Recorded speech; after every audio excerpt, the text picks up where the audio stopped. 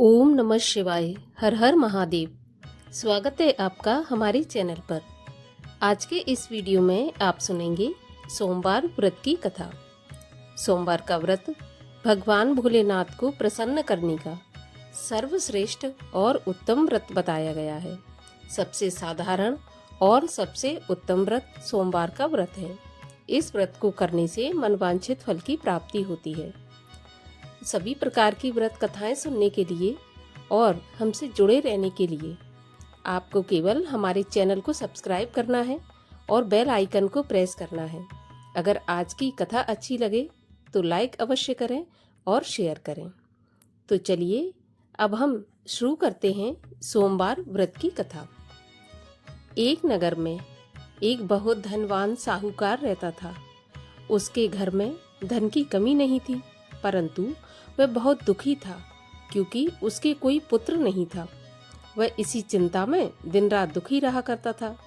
पुत्र की कामना के लिए वह प्रत्येक सोमवार को शिवजी का व्रत और पूजन किया करता था तथा सायंकाल मंदिर जाकर शिवजी के सामने दीपक जलाया करता था। उसके इस भक्ति भाव को देखकर एक समय माता पार्वती ने भगवान शिव से कहा, महाराज, ये साहूकार आपका अनन्य भक्त है। सदैव आपका व्रत और पूजन बड़ी श्रद्धा से करता है। आपको इसकी मनोकामना अवश्य पूरी करनी चाहिए। शिवजी ने कहा, हे पार्वती, ये संसार कर्म क्षेत्र है। किसान खेत में जैसा बीज बोता है वैसी ही फसल काटता है। उसी तरह मनुष्य इस संसार में जैसा कर्म करते हैं वैसा ही फल भोगते हैं। माता पार्वती ने अत्यंत आग्रह पूर्वक कहा कि प्रभु, जब ये आपका अनन्य भक्त है और अगर इसको किसी प्रकार का दुख है तो उसे आपको अवश्य दूर करना चाहिए। आप तो सदैव अपने भक्तों पर दयालु रहते हैं और उनके दुखों को दूर करते हैं। यदि आप ऐसा नहीं करेंगे तो मनुष्य आपका पूजन तथा व्रत क्यों करेंगे?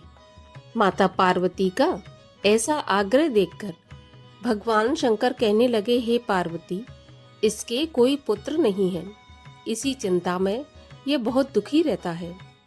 इसके भाग्य में पुत्र ना होने पर भी मैं इसको पुत्र प्राप्ति का वरदान देता हूँ, परंतु वह पुत्र केवल 12 वर्ष तक ही जीवित रहेगा।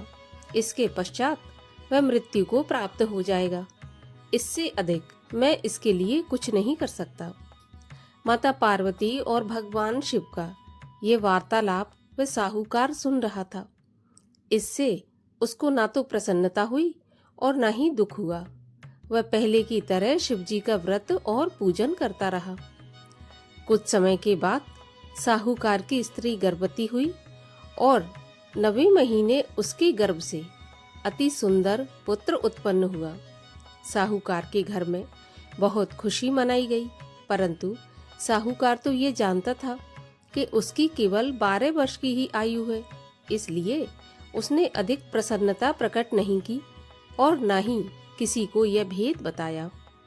जब वह बालक 11 वर्ष का हो गया तो बालक की माता ने उसके पिता से उसका विवाह करने के लिए कहा। साहूकार ने कहा, अभी मैं इसका विवाह नहीं करूंगा, मैं अपने पुत्र को काशी पढ़ने के लिए भेजूंगा। साहूकार ने बालक के मामा को बुलाकर उसको बहुत सा धन देकर कहा, तुम इस बालक को काशी पढ़ने के लिए ले जाओ और रास्ते में जिन जिन स्थानों से भी जाओ तो यज्ञ करते हुए, ब्राह्मणों को भोजन कराते हुए और दक्षिणा देते हुए जाना। अब दोनों मामा भांजे यज्ञ करते, ब्राह्मणों को भोजन कराते तथा दक्षिणा देते हुए काशी की ओर चल पड़े। रास्ते में एक शहर पड़ा। उस शहर में राजा की कन्या का विवाह था, परंतु जो राजकुमार विवाह करने के लिए आया था वह एक आंख से काना था। उसके पिता राजा को इस बात की चिंता थी कि कहीं राजकुमार को देखकर राजकुमारी या उसके माता पिता विवाह में किसी प्रकार की अड़चन पैदा न कर दें। जब उसने सेठ के अति सुंदर लड़के को देखा तो मन में विचार किया कि क्यों ना द्वाराचार के समय इस लड़के से वर का काम चलाया जाए। ऐसा मन में विचार कर उस राजकुमार के पिता ने उस लड़के और उसके मामा से बात की तो वे राजी हो गए। फिर उस साहूकार के लड़के को दूल्हे के कपड़े पहनाकर और घोड़ी पर बैठाकर कन्या के द्वार पर ले गए। सभी कार्य प्रसन्नता से पूर्ण हो गए। राजकुमार के पिता ने सोचा कि यदि विवाह भी इसी लड़के से करा लिया जाए तो बुराई क्या है। ऐसा विचार कर लड़के और उसके मामा ने कहा कि यदि आप फेरों और कन्यादान के काम को भी पूरा करा दें तो आपकी बड़ी कृपा होगी। मैं इसके बदले आपको बहुत सारा धन दूंगा। दोनों ने खुशी खुशी स्वीकार कर लिया। विवाह कार्य बहुत अच्छे से संपन्न हो गया। सेठ का पुत्र जिस समय जाने लगा तो उसने राजकुमारी की चुंदरी के पल्ले पर लिख दिया कि तुम्हारा विवाह मेरे साथ हुआ है, परंतु जिस राजकुमार के साथ तुम विदा होगी वह एक आंख से काना है और मैं काशी पढ़ने जा रहा हूँ।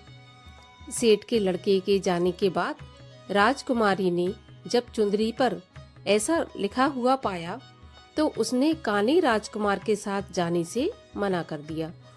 उसने अपने माता पिता को सारी बात बता दी और कहा कि यह मेरा पति नहीं है, मेरा विवाह इसके साथ नहीं हुआ और जिसके साथ मेरा विवाह हुआ है वह काशी पढ़ने चला गया।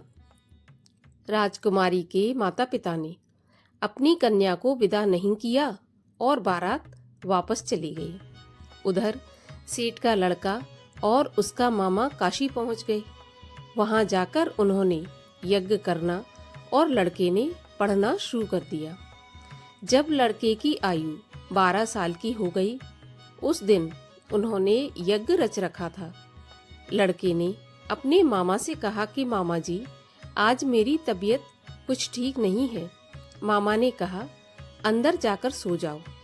लड़का अंदर जाकर सो गया और थोड़ी देर में ही उसके प्राण निकल गए। जब उसके मामा ने आकर देखा कि उसका भांजा मरा पड़ा है तो उसको बहुत दुख हुआ। उसने सोचा कि अगर मैं अभी से रोना पीटना मचा दूंगा तो यज्ञ का कार्य अधूरा रह जाएगा। अतः उसने जल्दी से यज्ञ का कार्य समाप्त करवाकर ब्राह्मणों के जाने के बाद रोना पीटना शुरू कर दिया। संयोगवश उसी समय शिव पार्वती उधर से जा रहे थे। जब उन्होंने जोर जोर से रोने की आवाज सुनी तो पार्वती जी कहने लगी, प्रभु, कोई दुखिया रो रहा है, उसके कष्ट को दूर कीजिए। जब शिव पार्वती वहां पहुंचे तो उन्होंने पाया कि वहां एक लड़का मरा पड़ा है। माता पार्वती कहने लगी, महाराज, यह तो वही सेठ का लड़का है जो आपके वरदान से उत्पन्न हुआ था। शिव जी ने कहा, पार्वती, इसकी आयु इतनी ही थी और यह भोग चुका। तब पार्वती जी ने कहा, महाराज, इस बालक को कुछ और आयु दो, नहीं तो इसके माता पिता तड़प तड़प कर मर जाएंगे।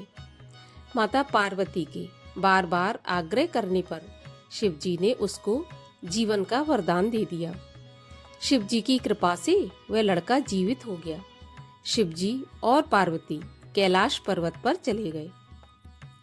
शिक्षा पूरी होने पर वह लड़का और उसका मामा उसी प्रकार यज्ञ करते हुए, ब्राह्मणों को भोजन कराते हुए और दक्षिणा देते हुए अपने घर की ओर चल पड़े।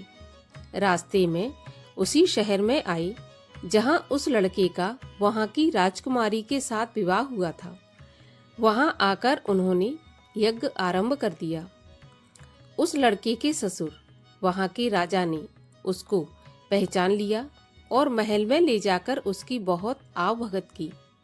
फिर बहुत से दास दासियों सहित आदर पूर्वक अपनी राजकुमारी और जमाई राजा को विदा कर दिया।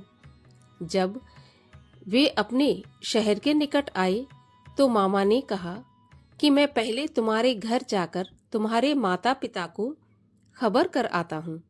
जब उस लड़के का मामा घर पहुंचा तो उसने देखा कि लड़के के माता पिता घर की छत पर बैठे थे। उन्होंने प्रण करके रखा था कि यदि हमारा पुत्र कुशलता के साथ वापस आ गया तो हम राजी खुशी नीचे आ जाएंगे, नहीं तो छत से कूदकर अपने प्राण दे देंगे। उस लड़के के मामा ने आकर जब यह समाचार दिया कि आपका पुत्र आ गया है तो उनको विश्वास नहीं हुआ। तब मामा ने शपथ पूर्वक कहा कि आपका पुत्र अपनी पत्नी और बहुत सारा धन साथ लेकर आया है। तो सेठ को बहुत प्रसन्नता हुई। सेठ सेठानी आनंद पूर्वक नीचे आए। बाहर आकर उन्होंने अपने पुत्र तथा उसकी पत्नी का भरपूर स्वागत किया। सभी प्रसन्नता के साथ रहने लगे।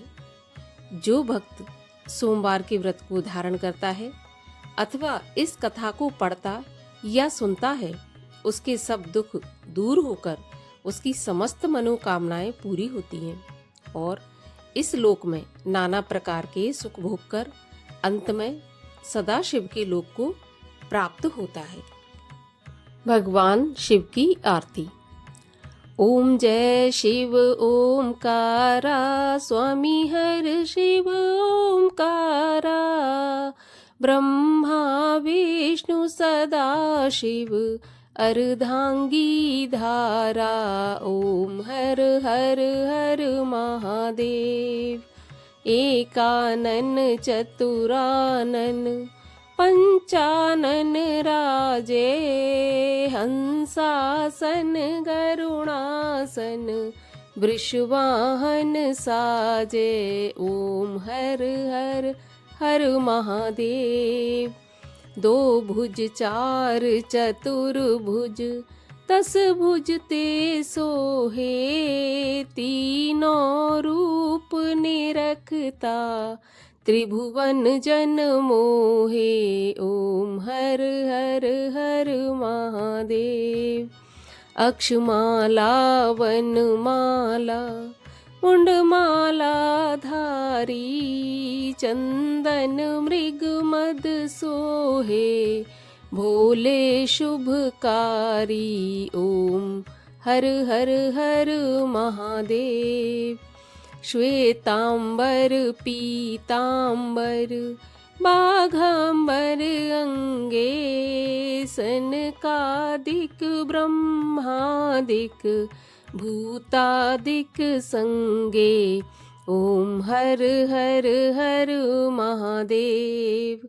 कर के मध्य कमंडल, चक्र त्रिशूल धरता, सुख करता दुख हरता, जग पालन करता।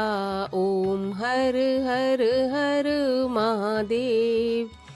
ब्रह्मा विष्णु सदा शिव, जानत अविवेका, प्रणवाक्षर के मध्य ये तीनों एका।